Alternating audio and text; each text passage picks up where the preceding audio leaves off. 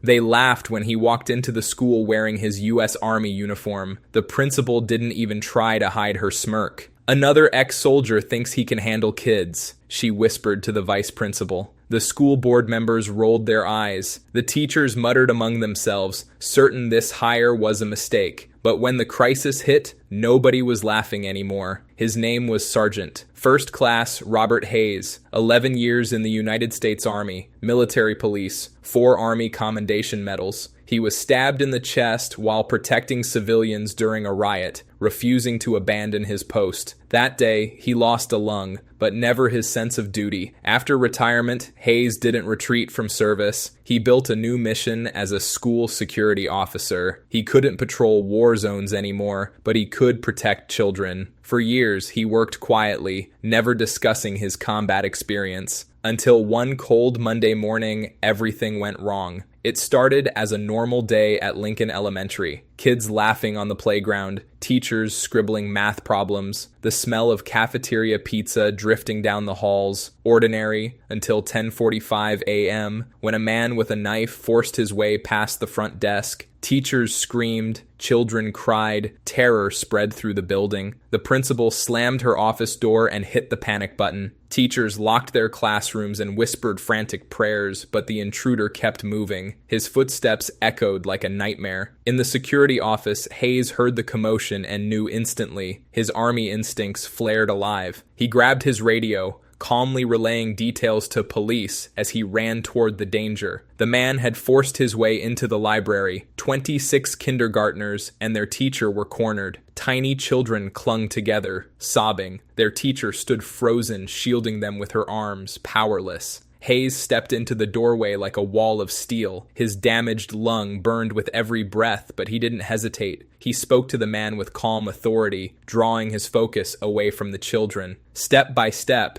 Hayes moved him farther from innocent lives. When police arrived, Hayes already had the intruder disarmed and subdued. Not a single child was harmed. Parents called him a hero. The media called him a guardian angel. But the school district? They saw liability. They fired him the next week. The official reason? Excessive force, violation of protocol, creating dangerous situations. No award, no thanks, no pension, just dismissal. Hayes remained quiet, but the parents he saved refused to be. They contacted a civil rights law firm, outraged that their children's protector had been discarded like garbage. Soon, the district found itself in court. The district's attorney spoke with smug confidence. Mr. Hayes exceeded his authority. He was hired for basic security, not tactical response. He put children at greater risk. He is not a hero. He's a cowboy. The judge's face hardened. "So you're telling me," she said slowly, "that letting a man with a knife attack kindergartners would have been safer?" The attorney stammered. "But